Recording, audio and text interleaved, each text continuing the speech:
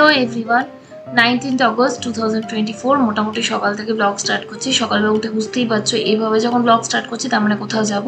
হ্যাঁ, যাব দিদির বাড়ি। কালকে ব্লগে তোমাদের বললাম আজ রাখি, দিদি সুইতকে রাখি পড়াবে। অবশ্যই আমিও ভাইকে রাখি পড়াবো, তো ভাইকে রাতে এসে রাখি পড়াবো। লগ্নটা লাগছে দুপুর 2টোর পরে, তো সেই জন্য আমি দেখলাম যে সকাল দিকটা যাই, ওই দিকটা দিদিদের সঙ্গে একটু সময় কাটানো হবে। কারণ বিশেষ করে সব সময় তো যাওয়া হয়ে ওঠে না, সেই জন্য এই প্ল্যানিং আর কি। তো গিয়ে মোটামুটি চলে আসার প্ল্যানিং রয়েছে। এবার দেখা যাক, রেডি হতে তোমাদের সঙ্গে একটু গল্প করে নিলাম। Morning everyone, 19th of August 2024 মোটামুটি সকাল 7:30 থেকে ব্লগ স্টার্ট করছি। রেডি হয়ে গেছি, কালকে ব্লগে তোমাদের বললাম যে আজকে দিদিদের বাড়ি যাচ্ছি, তো সেই জন্য রেডি হয়েছি। আজকে যদিও ট্রেনে যাচ্ছি, ইন্টারসিটিতে যাবো আর কি।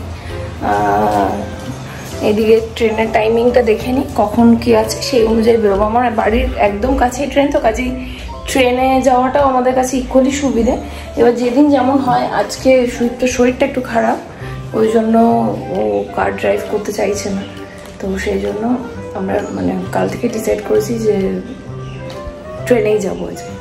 তো এটা হচ্ছে ব্যাপার। তো চলো আজকের দিনটা স্টার্ট করা যাক, আর আই হোপ আজকের ব্লগটা তোমাদের খুব খুব খুব ভালো লাগবে।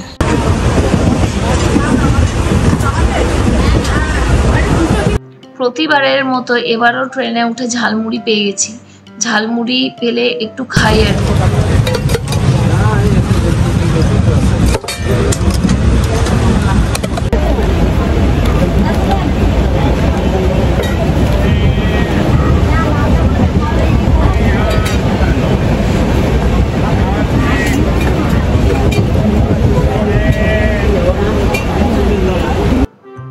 আমি যদিও খুব একটা বেশি যে পছন্দ করি ঝালমুড়ি সেটা বলবো না, কিন্তু হ্যাঁ একাত্তরকু টেস্ট করতে ভালো লাগে। বিশেষ করে সুইট তো আর ইউবি খেতে খুবই ভালোবাসে। তো যাই হোক, ঝালমুড়ি খেতে খেতে পৌঁছে গেলাম স্টেশনে পৌঁছে এবার সোজা দিদির বাড়ির দিকে রওনা দেবো। আজকে কার্ডটা না এনে খুব যে অসুবিধা তা কিন্তু বলবো না। সকাল থেকে ওয়েদারটা ভালো থাকায় খুব একটা অসুবিধা হয়নি। তবে হ্যাঁ, টিকিট কাটার সময় আমরা এসিটাও পাইনি, তো প্রথমে মনে হচ্ছিল যে এসিটা পাচ্ছি না, কি করে যাব, হয়তো একটু কষ্ট হবে। কিন্তু না, এতটুকু কিছু ফিল হয়নি, কারণ সকাল থেকে বৃষ্টি হচ্ছিল এবং ওয়েদারটাও বেশ ভালো ছিল। তো দেখতে দেখতে বেশ চলে না। আমার কিন্তু এরকম ট্রেন জার্নি বেশ ভালো লাগে, তবে হ্যাঁ ওয়েদারটা ভালো না হলে একটু কষ্ট হয় আর কি। আর নেমে গেছি বর্ধমানে। এখন টোটো ধরলাম, দিদির বাড়ি যাব, একটু মিষ্টি কিনবো না, তো মিষ্টি কিনতে নামলাম এখানে আশা সুইটসে। এদের এই দোকানটা বেশ ভালো। আমরা বরাবরই যখনই মিষ্টি কিনি দিদির বাড়ি যাওয়ার আগে পরে, তো কাছেই পড়ে, সেই জন্য এখান থেকে মিষ্টি কিনো, এবং মিষ্টিটা বেশ ভালো। অবশ্য দিদিরা এটা সাজেস্ট করেছিল যে এখানকার মিষ্টিটা বেশ ভালো, তবে থেকে যখনই দিদিদের বাড়ি যায় তখন এখান থেকে মিষ্টি কিনে নিয়ে যায়। আর বর্ধমানে জানো তো, বোলপুরের তুলনায় মিষ্টির দাম কিন্তু বেশ কম, এবং বেশ বিভিন্ন রকমের মিষ্টি কিন্তু বর্ধমানে পাওয়া যায়। যাই হোক, মিষ্টি টিষ্টি কিনে নিয়ে সোজা দিদিদের বাড়ি পৌঁছলাম। গিয়ে তো দেখছি দিদি প্রচুর আয়োজন করেছে খাবার দাবারের। ব্রেকফাস্টটা সেরে নিয়ে একটু রান্নায় লেগে পড়লাম। কে নেবে? তুমি? আর বাহ, সিলেকশন হয়ে গেছে কে কোনটা নেবে।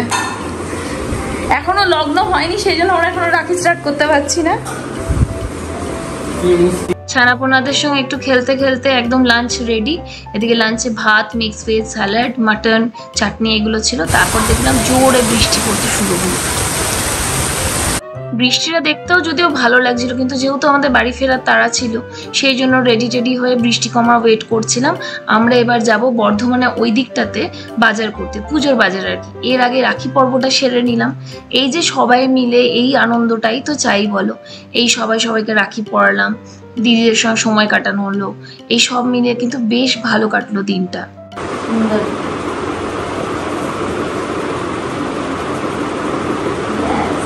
এটা আমি এখন 1 মাস খুলবো না। খুব ভালো হয়েছে। রাখি পরানোর পর্ব মোটামুটি শেষ হতে না হতেই এবার আমরা বেরোবো বর্ধমানে বাজারের দিকে। দিদির সঙ্গে আলোচনা করছিলাম কোথায় শাড়ি কিনবো না কিনবো। অ্যাকচুয়ালি কি হয় বলো তো, শাড়িটা একটু আগে না কিনলে টেলারের কাছে দিয়ে ব্লাউজটা ঠিক করাতে পারবো না, সেই জন্য একটু হুটোপাটি হলো। কিন্তু ফাইনালি কিন্তু ঢাকেশ্বরীতে গিয়ে ভালো শাড়ি পেয়েছি, সেটা তোমাদের সঙ্গে অবশ্যই পরে আমি শেয়ার করব। কিন্তু ওটা অতটাও ভালো লাগছে না। দেখ ইউভি, এটা দেখে নে।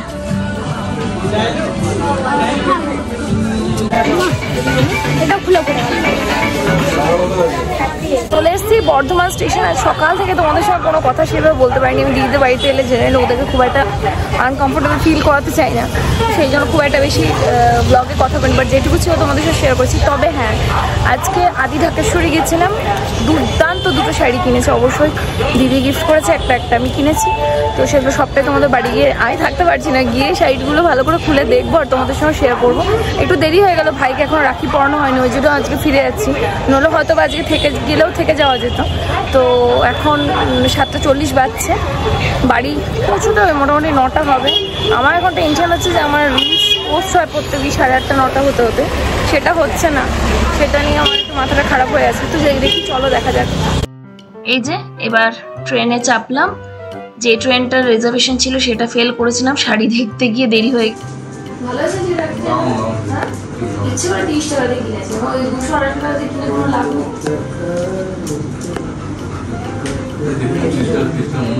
দাদাটা বান্ধবী দিয়ে দাদা ভাই মাথা ঠেকিয়ে অসুবিধা হবে।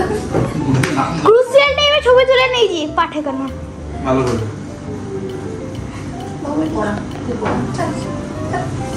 ইয়ে কর এখন তো এনএসি করতে হবে, ছোটটা এমন কোনো ফোন করে দেবো একটা ভিডিও করে তো তুই নিজে দিদিকে শাড়ি দিল তো কি দিদি তো যেটা আসতে দে না দিদি দিদি ওই নোটটা রংটা পছন্দ আমার, সবুজ রংটা ওই রংটা ভালো লাগে না, আমার ভালো লাগে না রংটা, সবুজ রংটা দে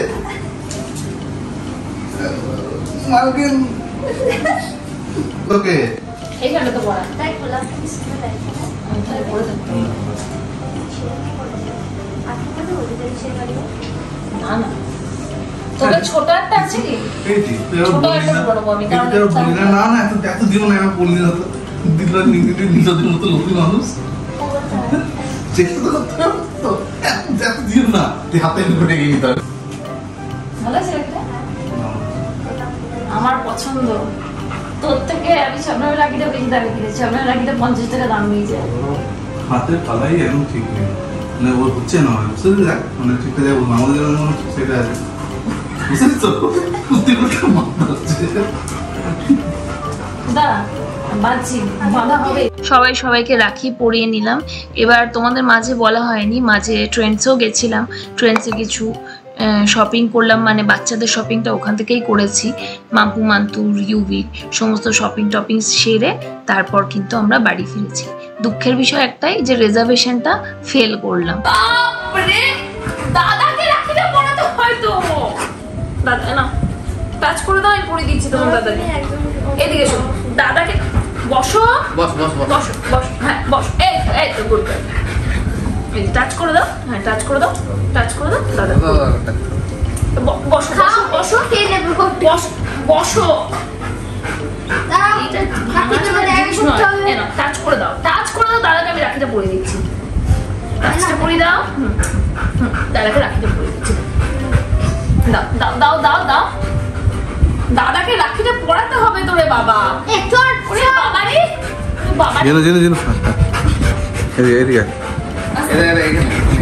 তুই এবার টাচ করা। তোমার এটা কে বলতো, মামি এই একটা কিন্তু ভেবেছিলাম আজকে বাড়ি ফিরেই তোমাদেরকে সমস্ত শাড়ি কালেকশন অ্যান্ড অল দেখাবো, কিন্তু খুব টায়ার্ড লাগছে বুঝতে পারছি। সকালবেলা বেরিয়েছি, ওখানে বাজার টাজার করেছি, সবটা তোমার